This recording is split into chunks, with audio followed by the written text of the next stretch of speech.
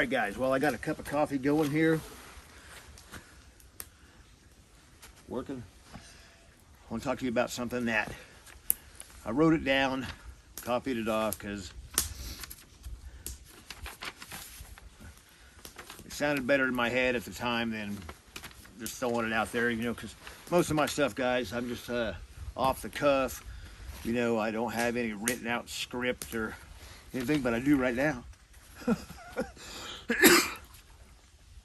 But what I'd like to talk about today is, you know, along with all our, you know, our rifle and pistol skills and our working on war fighting skills and tactical, you know, chest rigs and backpacks and loading them out with gear and stuff, though, I like to have what I like to call tactical bushcraft. Tactical bushcraft, I just call it, it's really just bushcraft skills, but it's tactical bushcraft sounds cooler, doesn't it, you know? So, but yes, because you're using it in a tactical type situation as well. You know, I don't know how much you'd call this tactical, but it is kind of tactical. Whatever, you know, that word gets thrown around a lot. But we're out here, you need some kind of skills, because here we go. Here we go. Now, can you build a shelter? Can you make a fire? Can you set traps? Can you source water? Can you purify that water? Because that shit right there, you know, it looks clean and clear and stuff in spots, but I ain't drinking it without boiling it. Do you know how to, you know, do you have snare wire? Do you know how to make a deadfall trap? You know, if you need to. When we do these patrols, we do the recon of the area. Or if you're just on a hike, man, you know, just on a hike in the woods or the mountains, you know, these skills and just basic skills, they can actually save your life. Knowing how to do just a few things can save your life in a shitty situation. Like take patrolling, for instance. Let's just do this. I'm out here patrolling, so let's just take it from this situation. You know, what if, you know, in a shit hits the fan situation, what if you're cut off from being able to get back to your base or your bug out location? You know, what if bad weather rolls in? What if it's wintertime? Can you keep warm? Can you keep dry? Can you build a fire or shelter? Can you source water, purify that water? We said that. Can you make that fire in adverse wet conditions? Snow, things like that. Can you do it in the dark? How about concealing that fire to reduce your signature being seen from a distance? You know how to make a Dakota fire pit. If you don't know what that is, which I know a lot of you guys do, but if you don't know, look it up. It's pretty cool.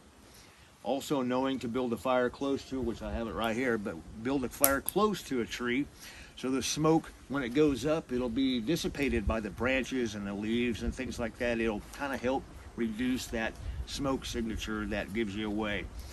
Do you carry the right tools to help get that fire and build that shelter? Can you do it without tools, without a ferro rod or a knife? Can you build a shelter? Now, if you get separated from your ruck, see, I put mine down a lot. I take mine off and I kind of like just patrol. I keep within a, you know, 100 or 200 feet of it generally when I put it down. So I'm never far away from it. But if I got separated from that ruck, you know, it's got your tarp in it, your fire kit, all that stuff like that. Do you have any of that stuff on you? See, like this, if I get separated from my ruck, I carry a ferro rod, a lighter, I carry fat wood, birch bark, some tinder sources, things like that to get that fire going if I need to. I also carry one of those emergency foil aluminum blankets. I know it's not the best tarp, but it can be used as a tarp to get you out of the elements, like if it rains, things like that. It can keep you warm if you need to, things like that, you know. And I carry two of them a lot of times, because if I'm out here, or if I'm on, you know, if I take a backpack, if I just go, like, if I'm with a wife or some friends or something like that, I carry two. One that you can make shelter with it, and then one you can wrap yourself around it if it's just you. Two, or you can give one to your buddy if he's freezing too, you know, and put one. So you got, you know, if you're with somebody, you can, you know, help them out a little bit too. So, but I carry that stuff along with some paracord, things like that in my chest rigs, all of them. You know, this one, I got this one right here I'm testing out. This is the HRT H harness and Maximus placard, and the Soren pouch, things like that I'm testing out. We're going to be doing a video on that pretty soon. But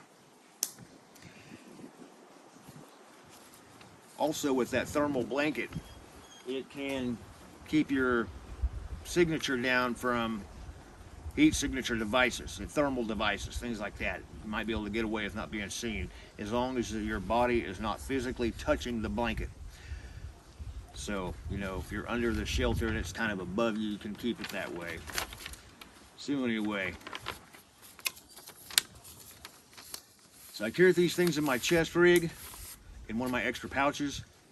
So I'll always have that on me. So I have that stuff in my pack, but if I'm separated from my pack for some reason and I can't get back to it, I have that stuff on me. And this rig never comes off. And most likely in a real world shit hits the fan situation, I will be sleeping in this rig. You know, it'll be on me at all times. So it never comes off. So having the knowledge of just a few basic skills and having the tools, that they can get you a long ways. Just some basic fire starting skills, basic shelters. You know, always be thinking ahead. When it comes to fire too, always be thinking ahead about the next fire. Say you got that one going, but what are you going to do with the next one? You know, do you have a way to make char cloth? Do you have a way to keep that stuff together? You know, get things together that you can have with you if you need to move, or that fire goes out for some reason, rain or whatever, and you need to get another fire going. You have a way to make that next fire. Always think about that next fire mentality, because that can go a long ways. Char cloth, you can make char cloth without the tin. You can do it in the ground. Look it up. There's ways to do it. Things like that. Think about your next fire. Think about the shelter to make. Can you make a shelter, a debris shelter? You know, you can do that without any tools. You know, there's plenty of wood, like laying around if you're in the woods, that you can make a debris shelter from and get covered up and keep warm. Things like that. Think about that kind of stuff. Look up a debris shelter if you don't know what it is. I know a lot of you guys, I'm preaching to the choir, but a lot of you guys, you know, there's a lot of people that are still learning, and that's what this really is for. So if you're doing something like that, think about that kind of stuff. You know, if you get separated from your tarp, your fire kit, your pack that's got other stuff in it, what are you going to do? You know, so, you know,